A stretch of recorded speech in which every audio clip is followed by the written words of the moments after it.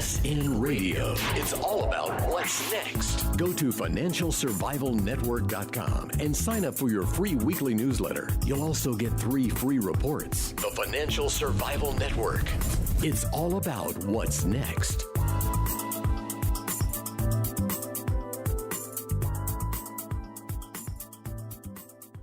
It's Kerry Lutz, Financial Survival Network. We are on the road, but that's not stopping us from our usual Monday with Andrew Hoffman. Things are better, and they're getting even better, and that's why we've got him on with us now. Andy, how are you? Good. I assume you mean better by gold and silver fundamentals. Of course. Of course. Hey, and by the way, we don't have this on our list of things to talk about, yes, but in my opinion, it's extremely, extremely important because the white metals do lead the yellow normally, and that is that palladium broke $800 the ounce last Thursday or Friday. It's going higher today on Monday, April 14th, 2014. I don't know what you make of all the fours in the date, but it's 4/14/14. We're coming up with the blood moon tonight, which I don't know what the heck difference it makes, but for some people, a blood moon makes a difference. If it makes a difference, it makes a difference. But the fact is, palladium is close to record territory. Only 2 countries in the world produce palladium, and they are South Africa and Russia. You must have palladium for 2 essential things. That is to reduce smog in catalytic converters and to crack oil in refineries. So now that I've said my piece, Andy, we got the Ukraine. The de-escalation myth is exactly that, a myth. What's your take on what's going on in the Ukraine? Well, I was going to say also, if we're going to talk about palladium, it's not the all-time high. It's the highest it's been in many years, but it was higher in the past. And, look, we sell precious metals. Palladium and platinum are, in fact, in the precious metals group, as is rhodium, which actually has gone up a whopping $100 in the last few weeks after sitting flat forever. Yeah. Look, my view on platinum is that, and palladium, is they have never had any monetary history. So one should be very careful to try to think of them as monetary metals, just because they're in the precious metals group. That said, platinum, as opposed to palladium, does have a long history of being adorned for its beauty in jewelry and has had a pretty strong directional correlation with gold prices, give or take 10 or 20% on either side. So, we kind of say to people asking about it, is it's kind of like, your core position should be gold and silver. If you have a big enough position, it might not be bad to sprinkle some platinum on the top. Palladium's a different animal, though. You really have to buy into the industrial stories behind it because, we at Miles Franklin rarely, if ever, get people that are very interested in palladium because it's just mostly an industrial metal. And as you said, the biggest story behind those metals is the fact that they are tiny, tiny metals. If you think silver is a small market, platinum and palladium are probably 1/100th of the size of gold of silver. And as you said, almost all of it is produced in South Africa and a little in Russia, and they've been having tremendous supply shortages due to strikes, which could, in fact, cause the prices to go higher. But just want to break the difference between owning them because you think the dollar is going to crash and because of all the various factors specific to those 2 metals. Yeah, I would never suggest that anybody buy it, and I would never give anybody any financial advice anyway, but I'm only saying as a leader to what's going to happen in gold and silver as a leading indicator, as an observation of the market. Buying it, I don't see any point. It's a so-called noble metal, palladium and platinum. I just see them as having led the rally and continuing to lead the rally as to gold. That's all. That's the only comment, more an observation than anything else. I'm not saying to go out and buy it because, Andy, how many freaking people on the planet know what the hell palladium is and platinum? Not many more. People Well, don't know what it is. Exactly. And then people have lost too much money buying things they didn't know what they were buying into. And look, I'd rather own palladium than dollars any day. But Exactly. I wouldn't take a giant position in it because it is a major industrial metal and it is very liquid. So you just got to be very careful what you think of as buying to insure your portfolio against inflation and buying simply because the supply demand outlook for a particular metal, in this case palladium, appears favorable at a given point in time. But it is mostly a physical market for platinum and palladium more so than a paper market. The only observation I make is that they appear to be leading the physical as opposed to gold and silver for right now, and that's the only reason that I make the observation. Yeah. I think you got to be crazy to go out and buy. There are people that sell this stuff, but sell it. We sell it. I mean, you can get platinum and palladium coins. But we just don't sell that much of it. I wouldn't know what palladium looked like, honestly. Myself, I don't. Platinum, I do, but palladium, no. But on that note, let's get on to the Ukraine, because I think that's more important to the price of gold than palladium. Well, look, the Ukraine, again, is it a black swan event that changes the world? Is it just another passing crisis? I mean, even if it is a passing crisis, it's going to have lasting effects on the prices of oil and the geopolitical relationships, not to mention that it's already fostered some really bad blood between Russia and the U.S., which has caused Russia to already sign, these giant bartering deals or non-U.S. dollar deals outside the petrodollar for energy with Iran and with China and with India. So it definitely had an impact. But will it cause a war? I don't know. I've thought all along that the chances of war are very strong just because of how important that region is and how much effort both sides have put into securing it over time. And right now, I mean, I remember, we had back in late February when it really started, and, gold went up. It didn't explode higher. It did its typical go up, 1% a day type thing for a while. And then in the middle of March, they started the mass media started to talk about the propaganda of de-escalation. Because that's what they do. Anytime there's a geopolitical event that's gold bullish, for as long as I've been watching, they cap the initial rise and then they start smashing away, and so that people don't get the idea that you're supposed to own these precious metals during these things. And the fact was, it all culminated when they really started hitting gold was ironically when Putin gave his speech on March 19th. His Crimea speech, which I put in rants, extremely aggressively anti-American, very diplomatic. But you couldn't find a less de-escalating speech if you look throughout history. To me, it's an inflection point showing how Russia's getting ready to challenge us again.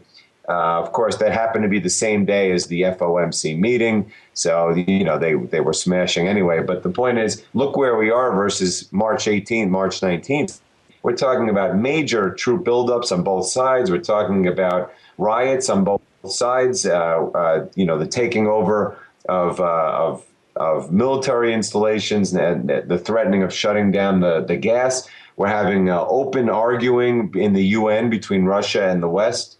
So, to me, this is getting pretty scary right now. We've sent warships into the Black Sea. And, again, I don't own gold and silver because of Ukraine or any of these one-time things these black swans. But at any given time, especially with the world in such dire economic conditions, any one of these things can pop out of nowhere. Yeah, and we're also in the 100-year war cycle. Every 100 years, second decade of the century, almost invariably, there's a major war. And you can say what you like about cycles, but generally that's the way it works. And you go back to the 1600s, not so much the 1500s to my knowledge, but 1600s, 1700s, 1800s, 1900s, and we'll see about the 2000s. But generally that war cycle has held true for 500 years, and hopefully it won't happen now, but it certainly could. So Well, the conditions for it haven't been so ripe in my entire lifetime, probably not since before World War II, with so many countries in economic straits right now, and all the money printing has caused inflation and imploding currencies left and right. We're talking about the EU is on the verge right now. Even here in the States, you see this thing like with the Bundy Ranch thing. Now that's just an isolated event, but the fact is, people are angry right now because people are having major economic troubles, and it causes social unrest and it causes wars. And I would not be surprised to see a major war break out. I hope it doesn't, but this is what history tells us. Yeah, and when people are starving and when there's major unrest inside countries, they always look outside for a scapegoat or for a distraction for unruly populations. It's been done throughout time. Let's face it. So what about what's going on here in Japan and Abenomics not working out too well, is it? Yeah. Well, I mean, how could anyone have believed that it even had a chance? I mean, they had been QEing. They were up to what they were calling QE10 before they initiated Abenomics. And again, as I wrote my piece, Demographic Hell, they have the oldest nation in the world. They're 10 years older than everyone else. And that's why under the fiat currency regime, their system was exposed 10 years earlier. Their real estate, their stock markets, they crashed in 1989, 10 years before everyone else. And so they've been doing all the money printing 10 years before everyone else. And that's why they have the highest debt to GDP in the nation. That's why their inflation, forgetting the comical, the fact that they say they have deflation, their actual inflation on the ground is higher than anywhere. Tokyo's been the most expensive city in the world for, I think, 13 of the past 15 years. And now they just announced their CPI just hit a 5-year high. And their gasoline prices just hit a 5-year high. And that was back, remember, 5 years ago, oil was $150 a barrel, and they're basically getting up there again. So, look, here we are a year into this 2-year mad experiment to double the money supply.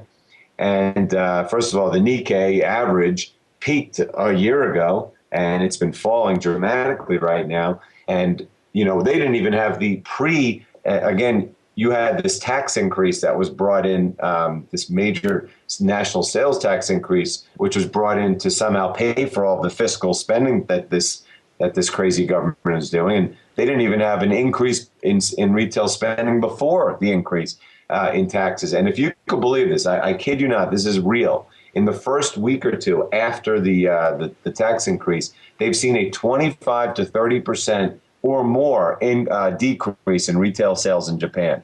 That's how bad things were to start with, and what it's going to do to the country going forward. So, again, there's no doubt in my mind that Abenomics has already been the biggest failure in the history of Japan's failures, but that they're going to probably double it up at some point later this year as they approach the end of the first phase. Doubling down on failure. Governments always do that. And we'll talk more about it up next on the Financial Survival Network. FSN Radio. Warning, you might live in a no constitution zone. It's the shocking story you won't see on TV. Depending upon where you live in the United States, you may no longer have constitutional rights. Politicians are quietly squeezing the middle class to micromanage you and extract your wealth. Want to see how? Watch the free video at noconstitutionzone.com. Soon, you'll have the last laugh by using these cultural contraband tricks and profit like a king. That's noconstitutionzone.com. The Financial Survival Network. It's all about what's next. And we are back on the Financial Survival Network Mondays with Andrew Hoffman. So, Andy, moving right along, the ECB, we got QE coming to the ECB because if you look at the chart of their currency, it's basically gone straight up for the past year, and that means exports go straight down, right?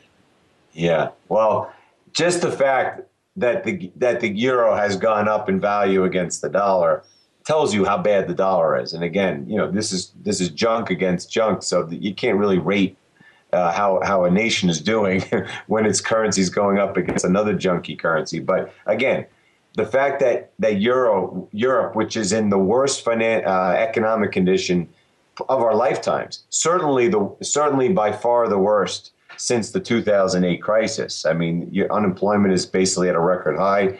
GDP is at a record low. Everything's going in the wrong direction. And yet their currency has been going up against the dollar because they haven't done an outright QE program, as you talk about. They've certainly done stealth. The stealth. They still have the that swap agreement with the Fed going on, which gives which funnels money into their banks without being put on the Fed's balance sheet.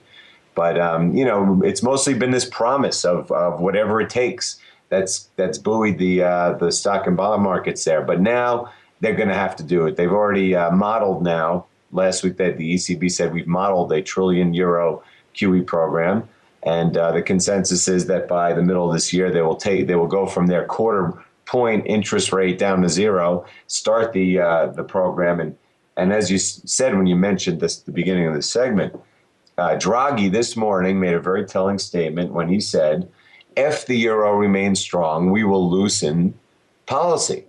Basically, again, I wrote the final currency war. This is what every country does under a fiat regime. They debauch their currency as much as possible in the hope of increasing market share for their countries, their companies, which are losing jobs. Of course, the money that they make, if they do get those jobs, is worth less. So the people who have the jobs are still have a low cost of living. But what it creates is these currency wars. I mean, that's why Abenomics isn't working because as the way the government wants it, because the yen has not fallen as much as they wanted to because everyone else is debauching their currencies as well. And that's what remember, the Chinese just widened the band on the yuan for the same reason. Their economy stinks and they want to get more jobs. So the Europeans are simply saying the same thing. We can't let our currency go up, and we're not going to. Yeah, so what do we accomplish from all this, Andy? We accomplish more inflation, and that's why I'm talking about Japan, for instance, likes to talk about, I wrote a piece called Deflation and Recovery about, with quotes around them, because there's no deflation. The only deflation is in their fake numbers. And, we'll talk about the U.S. in a second. And even their fake numbers just reported a massive increase in the PPI the other day because you print money, you try to debauch your currencies. And at some point, whether it's your currency or an emerging market currency, someone is going to see that inflation. It gets exported around the world. This is just, the triumph of hope over experience, like second marriages. What is the point of it? Yeah. Dr. Johnson said. Well, it's a Ponzi scheme. It's just that simple. There's no choice. It's not a matter of experience. If the Fed were to forget this tapering, and we know that tapering they're not tapering. They never were tapering. If anything, they're printing more, which I've proven in a piece. But more importantly, you see all the foreign selling of treasuries. So who was buying it, right? So, but the whole point is that if they stop for even the slightest bit, can you imagine if the Fed came out and said, "Yeah, we're quitting QE today"? I mean, the economy would collapse. Interest rates would explode. Yeah, forget. And the whole economy is based on ultra low interest rates, and so they have to keep printing, and it's the same everywhere the world around. It'd be all over. It'd be done Instantaneously. It would be over. It would be the equivalent of just dropping a bomb on not the stock exchange, but the HFT computers in Newark across the river that are controlling the stocks. Yeah, isn't it funny that New Jersey would become the epicenter of the world financial scam? Yep, right across the bridges. And, a lot of these guys like Goldman Sachs, they moved there for tax breaks. I mean, a lot of Wall Street firms moved operations there. But more importantly, you have all these high-frequency computer companies over there that, because it strategically works out well from a geographic standpoint to be close to the exchange. Yeah, the exchange isn't on Broad and Wall anymore. The exchange is in Mahwah, New Jersey. It's just the craziest thing. According to Michael Lewis's book, The Flash Boys, and it's a book that I highly recommend that everybody read, if for nothing else, that it's a very enjoyable read, not a long book. You can finish it in a day or two, and he's a great writer. No question about it. He's the best. I saw a quote the other day from one of the SEC commissioners. It's just still astounding to me that this person, I forgot what her name was, would actually say something like this and look this stupid in public. She said, well, we have all these rules out there, but they were made for people, not really for computers. Yeah, Mary Shapiro. The people, as if the people are not the ones programming the computers. And again, I've written about high frequency trading forever. It's taken over the stock market. I mean, completely and utterly taken it over. We've talked about it dozens of times over the years, Andy. Dozens. Right. It's all algos. And it's not just the stock market. It's every market is dominated by these things because the computers, like in one scene in the book, well, in numerous scenes, they're talking about they're running a fiber optic line through Pennsylvania because they've started a new exchange, I think, in Kansas City. And the key is they created this exchange so it would give them more time to front-run shares because the more stock exchanges there are, the more potential for front-running. That's why they created all these exchanges. And because really there's no reason for multiple exchanges to exist anymore because it's all done in computers. So you don't need all these exchanges. Really, you only need one box. One server. And again, this has been around forever, destroying markets. I mean, my God, you see those interviews with the guys that run these creepy companies, like the guy who runs Bats. Yeah. I wrote an article called Going Bats back 2 years ago when they first, their IPO failed. I mean, these are the worst people in the entire world. But the fact is that, I wrote the other day, my piece was called Is the Market Rigged? Because I was mocking what, for 1 week, the CNBC was talking about. The fact is, it's not the skimming a few pennies that's the problem. No. It's that these computers are used as a policy tool to rig markets, such as gold and silver. Of course, because the Fed makes ample use of them. And that's why they've been allowed to flourish and function as they have, because the unsavory deal is let them steal whatever they can, because when we need them to jack the market up, we summon them. And as part of the plunge protection team, the president's working team on financial markets, right? Call them up. We call them up. We need the market up today, boys. Do your magic. And the markets are up. And every market is whatever is dictated by the president's working team on financial markets, right? I mean, that's what it comes down to. Correct? Working group on financial markets. Yeah, that's their mandate. I mean, we sit there. I wrote the other day, conspiracy theory. I mean, this is nothing new for me. I don't deal with conspiracy. And that's what, so many people, they like to paint anyone who's dealing with gold. No, I deal with fact. I mean, it's a fact that the president's working group's mandate is to support the stock market. It's a fact that QE is mandated to support bonds. It's a fact people don't even realize the Exchange Stabilization Fund, which was funded, it came around in 1933, funded by confiscated gold. Its mandate is to manipulate, or as they say, manage foreign exchange and gold. I mean, it's a real thing that's been around for 90 years. Of course. Yet it's conspiracy theory to say it's manipulated. Mm-hmm. That's their purpose. So, okay, we don't really like the idea of high-frequency traders, but if they help us keep the market from crashing and keep it going higher and higher, so we keep the Dow propaganda average where we want it to be, then that's the way it is, right? Yeah, I mean, it doesn't affect the main street at all. I mean, each day the main street gets worse off worldwide. So it's, again, just like it's the disparity between the 1% and the 99% grow with each passing day because of the free money goes to these people to make money in high frequency trading and in the market. The difference between the real economy and the propaganda economy is getting wider and wider every day. And that's why it's getting more and more difficult for the powers that be to pretend anymore. Exactly. And that's why we talk about, the potential for war gets very strong, because at some point soon, it's not going to work to just prop up the Dow every day. High frequency fraud.